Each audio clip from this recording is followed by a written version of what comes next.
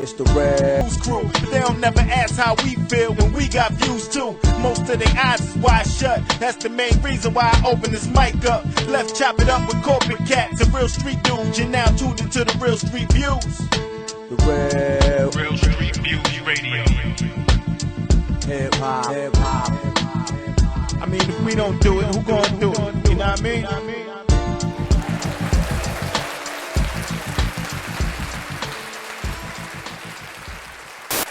Yes, sir. What the deal, y'all? It's your man Big Left. Real Street Views TV. Real talk with your man Big Left. You know what I mean? We in the building. It's another beautiful day. Appreciate everybody who's in the building already. I see y'all, man. Hit that share button. I see some salutes from Belgium already. You're going to want to stick around, man. You're going to want to stick around. I see my girl Lachey is up in here. My man L Pro. My sis Toya. What's up, y'all? I see y'all. The family affair. It's a live taping of Real Street Views TV, man. And this is a special episode because I got one of my personal favorite MCs and heroes in the game in here with me, man.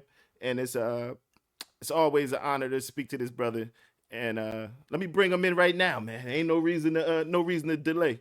The legendary Masta Ace is in the building. What's good, my brother? What up, love? Appreciate you, man, for just taking the time out to kick it with us, man, right now, because I know you in the midst of making things happen, man. You got a tour you planning. I know that take a lot of packing and getting ready to hit Europe for, a month, 2 months. Yeah, and at the same time, dealing with a tremendous loss. I don't know if a lot of people know how close and family you were with the legendary Mr. C. You know what I mean? Rest in peace to Mr. C. We love him over here, man. So just dealing with that and dealing with, planning your trip. I just really, really appreciate you taking some time to come out and kick it with us. You know what I mean? Definitely, man. This was an opportunity to just have a little sense of normalcy because the last week or so has been just, kind of crazy and just trying to make sense of the loss. And it's my first interview or anything like that since that time. So just a chance to feel normal for a second. So I appreciate it. Nah, I really, really appreciate that, man. What would be something, because I know a lot of people know C as the finisher, the Wild Up King, their favorite DJ, but he was a brother and really family to you. So what would you want the people to know about the man, the brother, Mr. C, not just the finisher? Yeah, so C had a very funny side to him. He was hilarious. If you see him at a club and he's DJing, he always gives the appearance of being angry and grumpy and evil to people. Not on purpose, but he doesn't like people coming up to him, talking to him while he's DJing. So he a lot of people get the cold shoulder. They think he's mean, think he's angry or whatever. But he's in that when he's in Mr. C mode, like let him do his numbers. Like leave him alone, let him do his numbers. But whenever he comes to our crib, he comes over for game nights and birthday parties and barbecues and things of that nature. He always comes in great spirits, cracking jokes, laughing because he knows it's a safe space. He knows that nobody's gonna be at our house that's on some industry stuff or some fan stuff. Everybody's just mad cool. So he's able to be himself and just crack jokes and he, in a lot of cases, he was the life of the party. He provided so many laughs for my family over the last. My daughter's about to be 20 this year, but the laughs go back before she was born. To be quite honest, the laughs. C, a lot of people don't know this, but C actually road managed for me, like I want to say 95, 94, 95 when I dropped the Sitting on Chrome album. We actually went out. He was our road manager for a while. We went to Europe one time, went to Denmark one time with him too. But people that know my career, C produced 3 songs on my very debut album. So I've known him since probably '89. And so we go way back. He was the first person in the Juice Crew besides Craig G that I got to know and got cool with like very early in my Juice Crew days. It was Craig and C was like the second person. embraced me, invited me out on stage with him and Kane on certain shows that they would have around, the tri-state. They would have me come out, just do my verse to the symphony. In a lot of cases, I didn't even do a lot, but it was just like just giving me that opportunity to shine. He was always real gracious and um, looking out for a lot of artists that was trying to come up. Even though they were still trying to come up, he was still looking out for somebody like me who didn't even have an album out yet.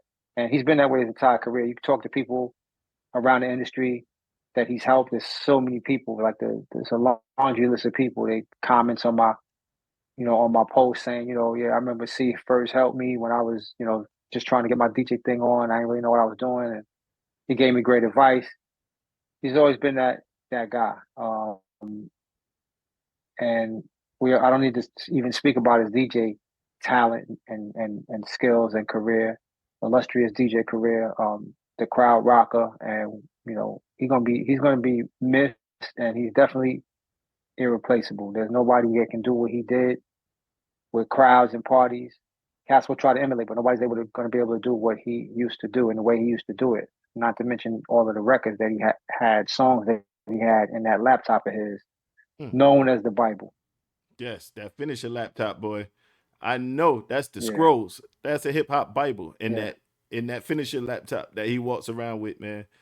And he's just Yeah. always professional. I even booked him a couple of times for, people call me, yeah, I'm having a wedding, a birthday party, a 50th party. I need this thing to feel, authentic, that real hip hop. Let me see if C is available. And he'd always work with him, work with the budget, whether it's huge or whether it's, whatever it was, Right. he'll figure it out. He said, don't worry about it, left. Let me see what the schedule look like. If it's good, I'm gonna get there and we're gonna make it happen.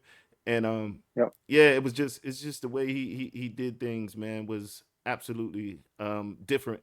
I went to a show where actually loved the 90s type of vibe, Kid and Play and Tone Loc, what I mean, type of vibe. And even like Mark McGrath was there. And I'm talking about the way he set up their introductions before they came out by playing songs. Who remember this one? Who remember this era? They don't do it like this no more. And the way he just dropped these joints, oh my God. Yo, nobody DJ like C, man.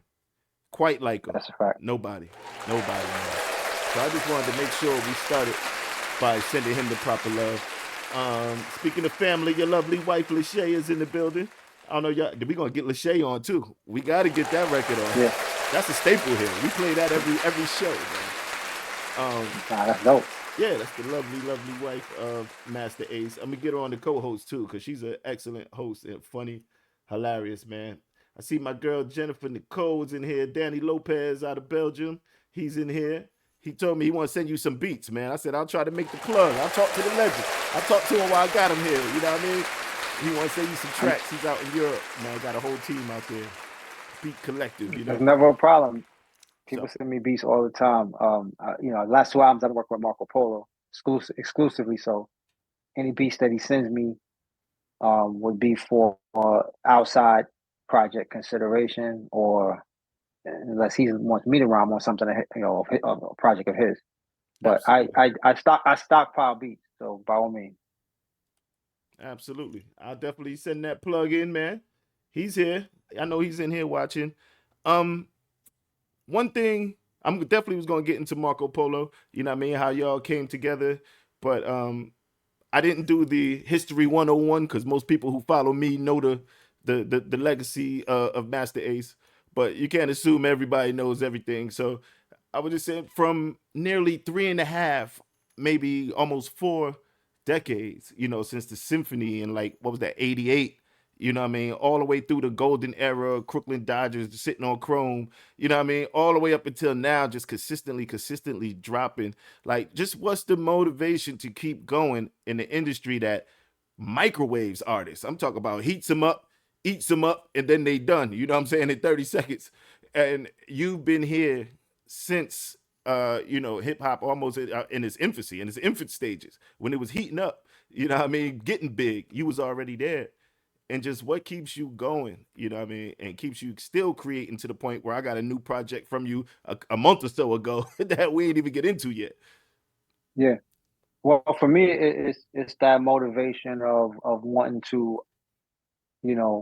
continue to prove myself, continue to prove I could get busy, I rhyme, I say some things, and at the same time, I've come to understand and know my fan base and what they like about me and from me.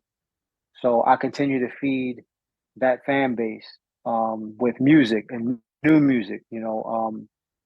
I'm an artist. I'm a strange artist. I would describe me as a tweener because I never really had that golden era hit record that was like a national joint that everybody played in every market. I had some regional records that were big in certain markets, but I never had that New York record. And so because of that, I've always I've never fallen back on my laurels because I think a lot of my contemporaries they got that success with that one banger or them two bangers that is undeniable hits, for the industry. And a lot of times as artists, when you get that success, you kind of like, yo, I made it. I did it. I made it. I'm here. Um, and that causes you to be complacent in some cases and not keep your craft going, not stay in that booth, not stay in that studio, because you can always fall back on these two records that everybody loves no matter what. So since I never had that, it's always been easy for me to just keep going and making new records, continuing to just craft out new material and be creative with it and entertain people with it. I'm not chasing that hit anymore, but I have records that are probably considered more cult classics. With it, I have those records where if you know, you know, Mm. and that type of career is okay with me. And I think in some cases, if I had had that big hit record in the early '90s or the mid '90s, then I might have stopped making records already. I might not have kept going because I would have felt like, I got my banger, I got my undeniable banger that the world knows, and it's gonna get played at every hip hop party, and people gonna go crazy for that one record. Since I didn't have that, I keep grinding. I stay in the studio making music because at the end of the day, we are making music and records. It's not just about chasing a hit. So that was a bit of a gift and a curse, I guess. Not even a curse. Yeah, You yeah, know what I'm saying? Of not a course, curse. everybody want Yeah, that big smash joint. Like I can't even think of one in particular. But what we talking? Mid '90s? What? yeah, '94? early Was to that mid the '90s. was that the little before the Bad Boy era? Was it Wu Tang? A little bit before. Before the Wu Tang Yeah, you era? can say woo, About right in there. the Right, yeah, start. right in there. Yeah, that was Yeah, that was a big time. You know what I'm saying? But your name it has was. always been, you know what I mean, a household name since the '80s. For me, I know for hip hop heads that I know, you know what I'm saying, it was Master Ace. You know Thank what you. I'm saying? Especially the fan of the hip If you hop know, that I you was. know. Yeah, and the type of especially for somebody who wanted to write and be an artist and was inspired by lyrics. You know what I'm saying? And the vocal presentation and all of that. You was definitely Yeah, one of my idols coming up, man. Icon, thank you, man. iconic. Thank If you. you know, you know. You know what I mean? Peace to Saladin Norton. He said, "What's up, to Master Ace?" Big salute to Daddy Lopez. That's the brothers out there in What Europe. We're up? gonna get into the European tour that Master Ace got coming. Um, this joint I'm about to get into, this beat, man, and your brothers, Smith and Wesson on it. We're not even getting into the newest project yet. This is the last project that's still recent. You know what I'm saying? And when these conversations come up online, the most consistent, who's still doing it, you know what I mean? I'm like, yo, you cannot forget Master Ace when it comes down to stage presence, consistently dropping records. Who's still doing it from the era? They have these conversations, you know what I'm saying? And I'm like, yo, if you're not doing your research on Master Ace, you don't you don't know. You know what I'm saying? If you know, you know. Unfortunately, unfortunately, the U.S. market focuses on radio play, and a lot of our audience really feels like if they don't hear it on the radio, then it must not exist. Mm. So they miss out on a lot of music because of that. And we're gonna get into the US market as opposed to Europe when we get into the tour, you know what I mean, conversation. And Lachey said, nice hoodie. She always plugging it. Hold on. Hold on. The Symphony official hoodie right there. You see Master Ace, Available on my Craig G. website, You know what I mean? masterace.com. Yeah, definitely. Master Ace got these hoodies on deck. I know when I posted it the other day, all y'all was sweating it. So here it go, man. G Rap, Kane, Craig G, Master Ace. Man, this is my new favorite hoodie. I don't know. I might not take this thing off. So you might have to get your own from what's the website where they could go look at the merch and grab something. MasterAce.com. Super simple. Get it before the brother get on the road. MasterAce.com, man. This joint right here is called it's Brooklyn. It's a Brooklyn story joint featuring Smith and Wesson. You know what I mean? This beat is tremendous. Shout to Marco Polo, man. We're gonna get him on too, because we highlighting producers as well. You know what I'm saying? Nice. And when we come back, we'll get into how you guys connected. You know what I mean? And a few other things I wanted to touch on, man. Y'all in the building, hit that share button. It's the Real Street Views TV, Real Talk with your man Big Left. The legend Master Ace is in here with me. We about to get into some of these bangers. Brooklyn story. This is Master Ace and Smith & Wesson, man. Lock in. Let's go. We'll be right back. Oh, man.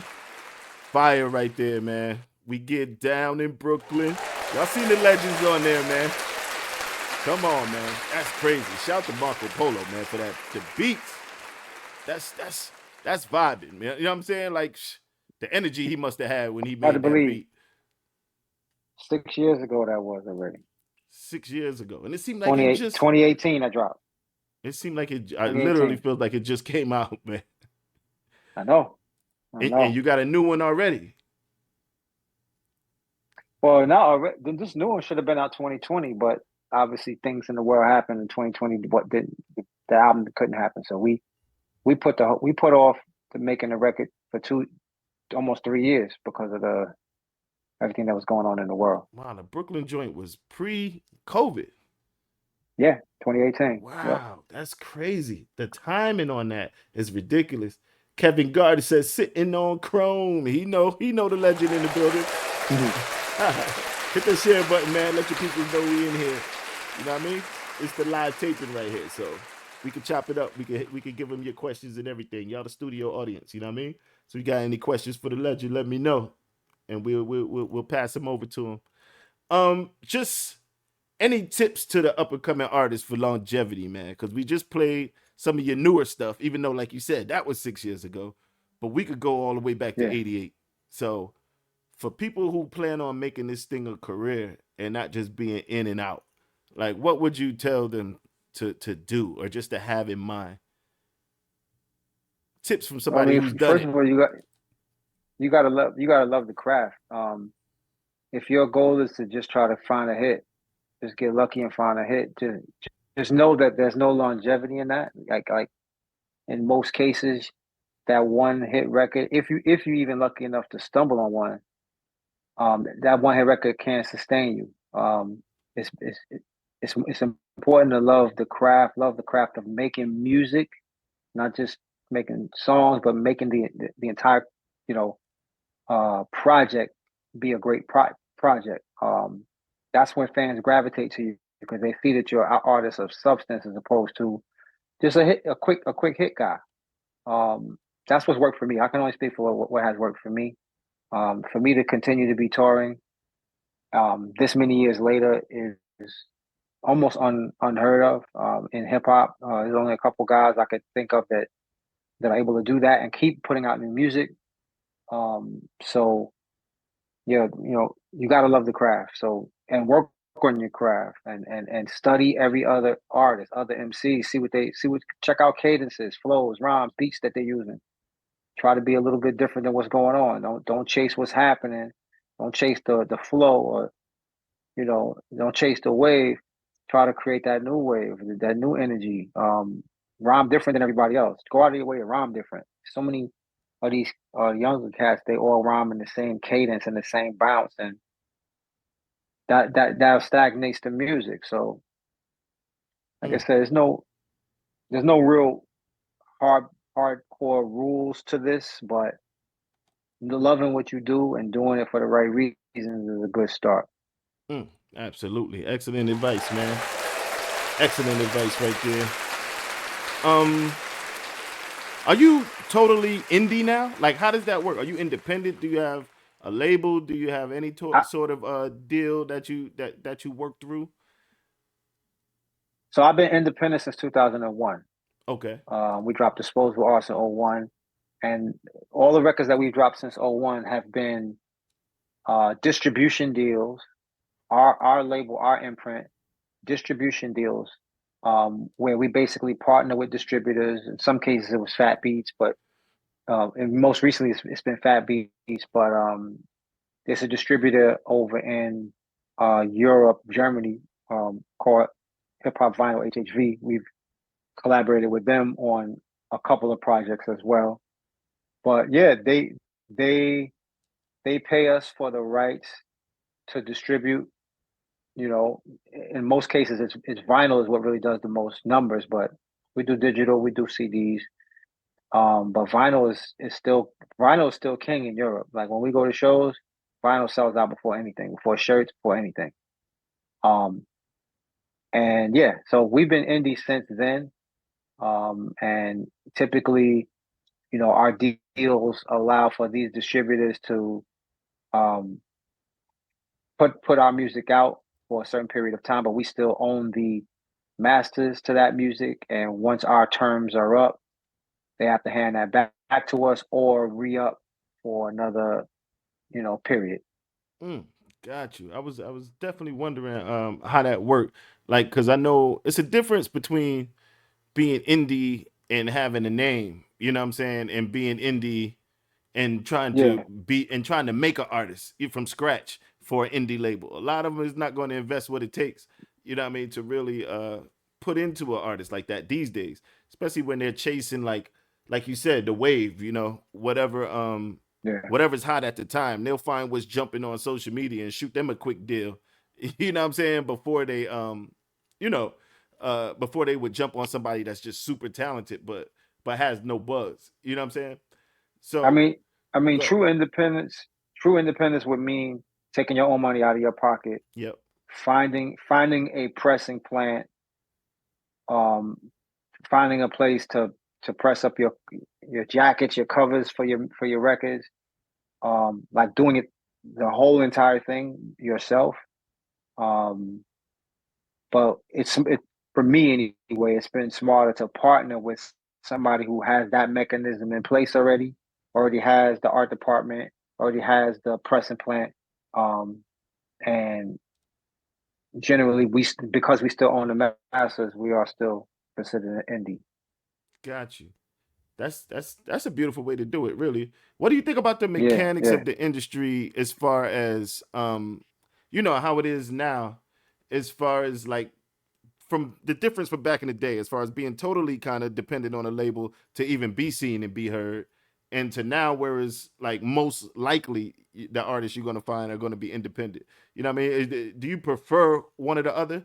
Because I know the difference is, you know, being that there was a bag of money and there were people, you know, a machine behind you, as opposed to being totally independent and getting all the proceeds, but what you got to put yeah. out to make it happen. You know what I mean? Like, what do you feel about that trade off? I mean, I've done both. Hmm. You know, early in my career, I was signed to majors, um, or signed to labels that were distributed by majors. So when you're signed to a major and connected to a major, you basically are at your career is at their whim.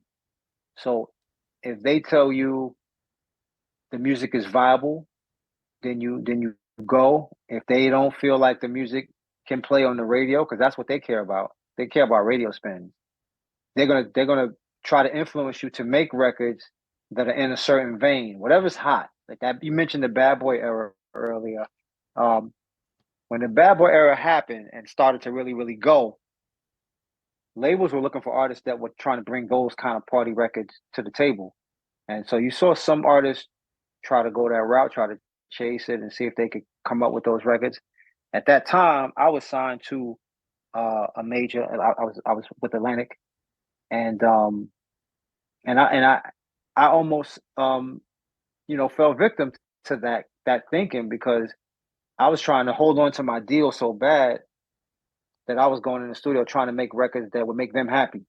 And Mm. when you're in that mode of trying to make records to make somebody who wears a shirt and tie to work every day and doesn't go to hip hop clubs, you're in a bad place, and it's hard to get out of that when you're in that mode. It's almost like you shucking a job and trying to make you know this guy Happy who has no concept of our culture or our music. But you're trying to make him happy because he's like, yeah, if I don't think it's viable enough to play on the radio, I'm gonna go sign the next guy, and Mm. we're gonna drop you. And so I found myself making some records. They never saw the light of day, but I definitely made records that I wasn't necessarily proud of to try to hold on to my deal. And probably the best thing that happened was that I got dropped. And I got dropped because what I thought was me compromising my integrity and my artistry, they said you didn't go far enough. Mm. It ain't radio enough. It needs to be more radio. So yeah, it worked out for me that I didn't continue down that road. Because I think I'm almost positive my career would have been over like right after Wow. that record, that album. Nah, Yeah. everything work out the way it's supposed to because you on your way to a new European tour. You know what I mean? Yeah. Tell me Yeah. about the new album and the tour that's in the works. And then as a two-parter, also let me know a little bit of how you linked up with Marco Polo. You know what I mean? Okay. Well, Definitely interested into that story. So the new project, the the it's European called tour, Marco Polo. new album is called Richmond Hill. Yeah. Came out in January. Entirely produced by Marco Polo, except for one song was produced by a friend of his named Shiloh, the Beat Yoda. But the first album, Brooklyn Story, which came out in 2018, tells us the story of Marco Polo moving from Toronto, Canada to New York City to try to become a hip hop producer. This album tells the story before the story. So we go back to his birth. So the album starts at the day he was born, and it takes you through his childhood up until around his teenage years. And so, we got a lot of positive feedback for the songs on this album. Um, we got Coast Contra that featured on a song, Crazy Joint. Mm. Uh, female artist named Shay Noir Mm-hmm. is on the album. Inspector Deck is on the album. Speech from Arrested Development. Of course, my brothers, Strickland and Wordsworth, are on the album. Yes. Another female artist named C Red out of Texas, who's a new artist, but people gonna really love her. Um, is on the album. But we got some great music, some great songs, some really nice features. People that really just contributed to the album in their special way. And we're happy about. Oh, I left out my man Blue, from Blue and Exile, who's from the West Coast. He's featured on the joint as well. Dope. Real dope, man. And is this particular project what's going on tour in Europe, or they just going to get a collective of they're going to get a history lesson? So whenever I drop a new album and we go on the road, the the energy from the audience is they want to hear the new stuff, but Mm, it's mandatory that we do the records that they know as well. So of course. what I try to do is mix in some new, some old, some in between, and usually about an hour to an hour and 15 minutes into the set, I'll stop and I'll say, "All right, we doing requests now," and I just have people yell out songs that they want to hear that we haven't rocked yet. We can't do them all, obviously, but if somebody yells out something that I haven't performed in a while, or I personally would like to perform, I usually take those requests first. But we've had shows where the request segment can go an extra 30 minutes, so we up there damn near hour and a half. So you know, you're never gonna get every record on. It's not possible. It'll be a 3 hour show. So Yeah. you try to get on as many as you can, and after the show, inevitably somebody come up to you, "Yo, you didn't do such and such," and I'm like, "Man, you should have yelled it out. I didn't hear you. If you'd have been in the front, you'd have yelled out that song. I would have did it for you." And then I'll just say, when we come back next time, make sure you're in the front so I can hear you, and I'll get it on for you. And people are usually pretty happy with it, that at least they got a shot to hear whatever record they came to see. But we kind of know what the staples are, that we got to do. Songs like "Beautiful," songs like "Take a Walk." Um, um, those kind of records like Born to Roll, like those are records that are expected, that have to get put on, performed. But other than that, like it's up to me, kind of what I'm in the mood, how I'm feeling. Do I feel like doing this song tonight? Sometimes I'll just do a record because I'm not sure if I remember the words. I want to test myself and see if I can remember all the words, because I haven't performed it in 3 years, 4 years. And I So see the I have footage. fun with it like that. Shows Yeah, be I have fun with it rocking. like that. Yeah, man, they love hip hop, man. They love hip hop over there, and they support and they come out to the shows. They pack these venues. They give energy. I give it right back. And we have a good time. We have a good time. We sweat. We sweat. Yeah, I see. Y'all gets it in, man. It's a workout when you Yeah, out there. And yeah. actually, one of your records that is my absolute favorite right now has actually a more serious undertone, man. Fight Song is one of my Mm, favorite records that you had in visuals, and then knowing the math behind the record is so yeah. profound to me, and I love the record. What Thank is you. it, maybe 10 years back or so, you announced openly that you were diagnosed with MS, right? and Correct. Yeah.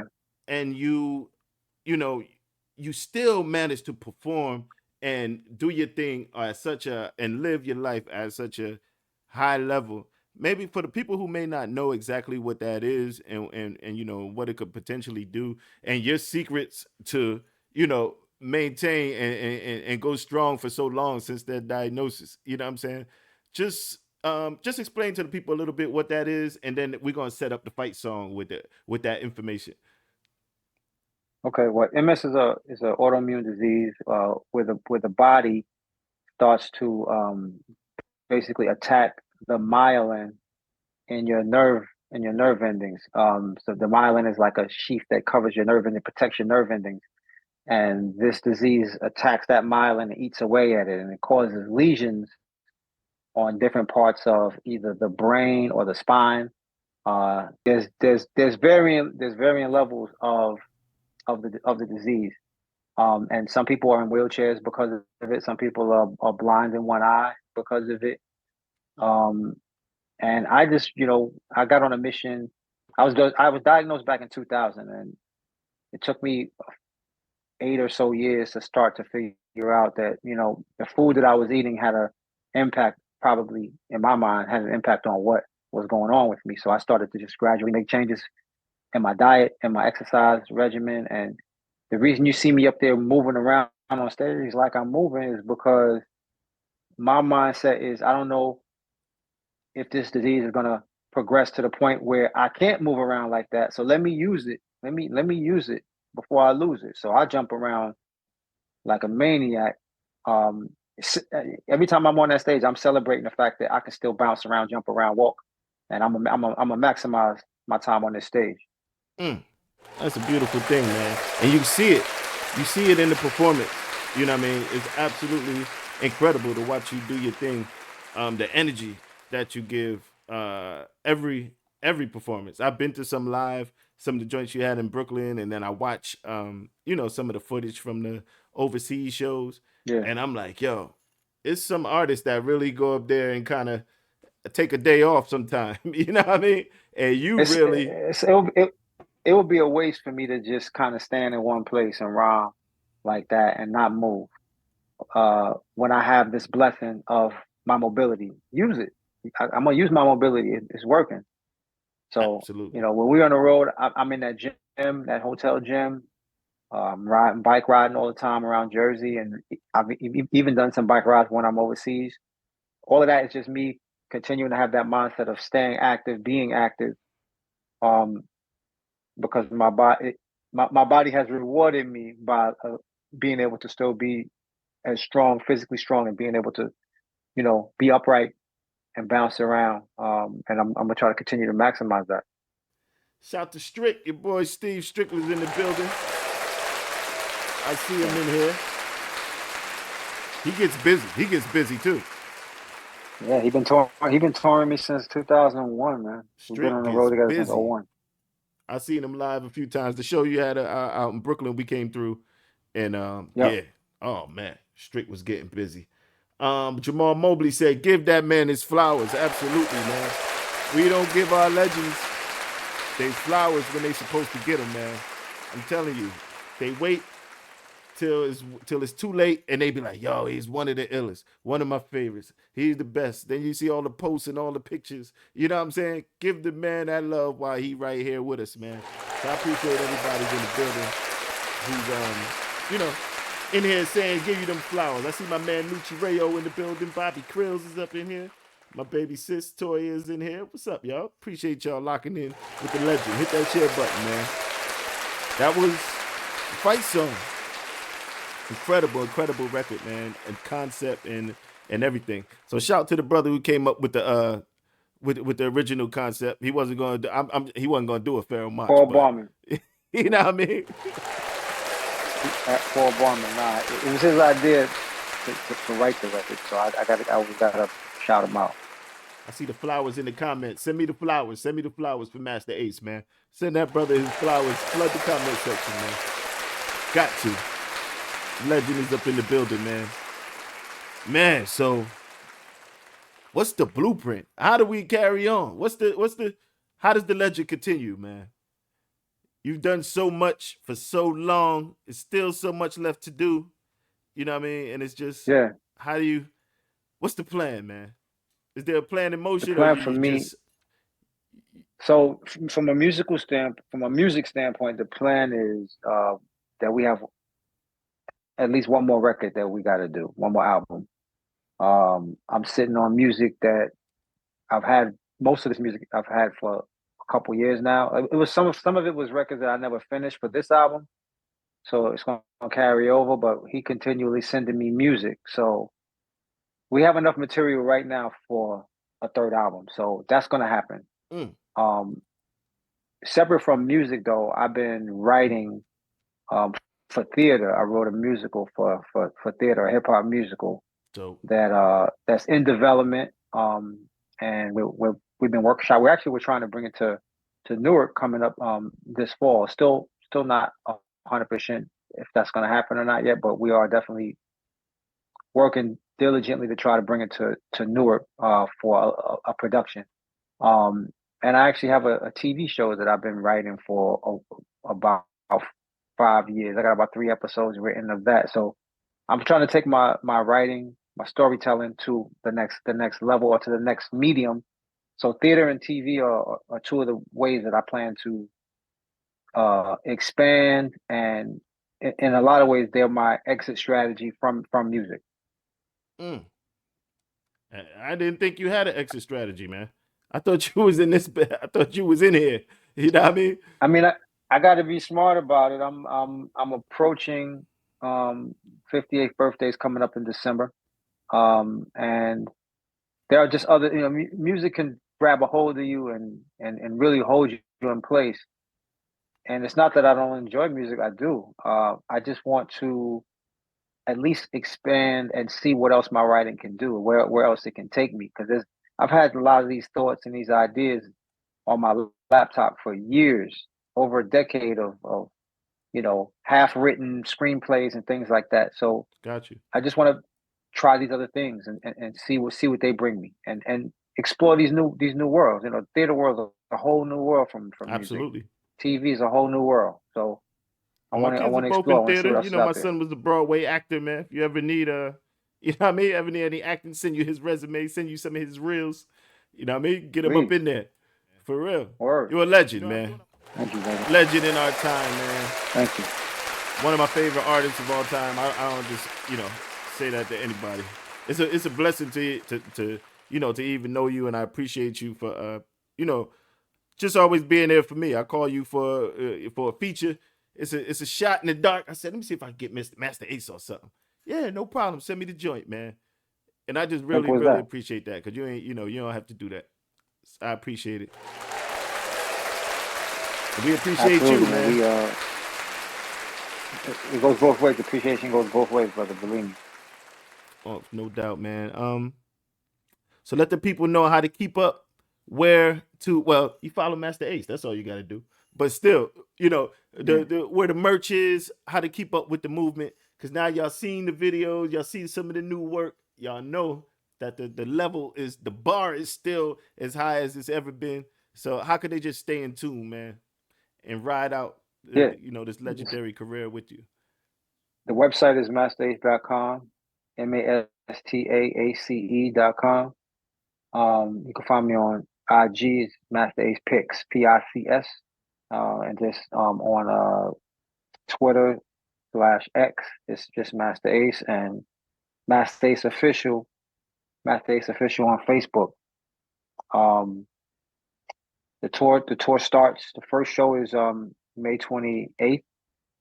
We start in Berlin, Germany, but we're gonna be in Germany. We're gonna be in Switzerland. We're gonna be in Poland. We're touching a lot of places. France, no Belgium this time, but probably next time. But yeah, we're touching about, I want to say about 7 countries. A good portion of the shows are in Germany, but there's a bunch of other countries we're gonna be hitting. And we're going to Italy, and we're going to Spain. So some good spots there. Some good spots. We're looking forward to this tour. And rocking these new songs for the people in Europe. That's gonna be excellent, man. Look forward to it. You know what? I got to come out there and catch you on the road, man. I got to come out there and catch you at a show, because the brothers was just talking to me about coming out to Europe and performing out there, and I definitely want to do that. I got to line it up when you out there, so I could get in there and really feel some of that energy, man, because it looks amazing. Yeah, absolutely. And you can make a vacation out of it too. Bring your wife, make a vacation out of it. Absolutely, got to, man. And shout to you and your beautiful family, man. Michelle, Milan. I seen her the other night for the first time in a while. She getting so grown and young college lady already. And she's getting tall, but not grown. Well-rounded lady. Yeah. That's true. Absolutely, man. Beautiful family. Masta Ace, Lachey. We're gonna get into her as well. We're gonna ride out on these classics, man. We get it. So that way, if they want to block me, I don't care. They can block it now. We done got the show out. We going into the Symphony. We going to the Crooklyn Dodgers. We gonna play Fulton Street from Lachey. And I'm gonna let the legend get back to packing and getting ready for your trip, man. And doing legendary things. Thank you, brother. Thank you for locking in with me, man. Appreciate you so much for this. You got it, love. Thank you. Let's get into some of these classics, man. For those who don't know, here go a little history lesson. Is this where it all started? Can we say this is where it all started? Yeah. The Symphony? Symphony, yes. Let's get into the Symphony. Here go the shirt right here. Go get your Symphony hoodie from mastaace.com. Get the merch. It's crazy, man. Let's ride out with these classics. Hit that share button, man. Masta Ace, I appreciate you. I love you, brother. Thank you very much. Love you, brother. All right, love. For being here. Later. Peace, my brother. It's the Real Street Views TV. Real talk with your man, Big Left. Let's get it rocking, yo. It's the real Street Views. Things soft and sweet. People do whatever it takes. Every corner crime tape in the news crew. But they don't never ask how we feel when we got views too. Most of their eyes is wide shut. That's the main reason why I open this mic up. Left chop it up with corporate cats and real street dudes. You're now tuned into the Real Street Views. The Real Street Views Radio. hip hop. I mean, if we don't do it, who gonna do it? You know what I mean?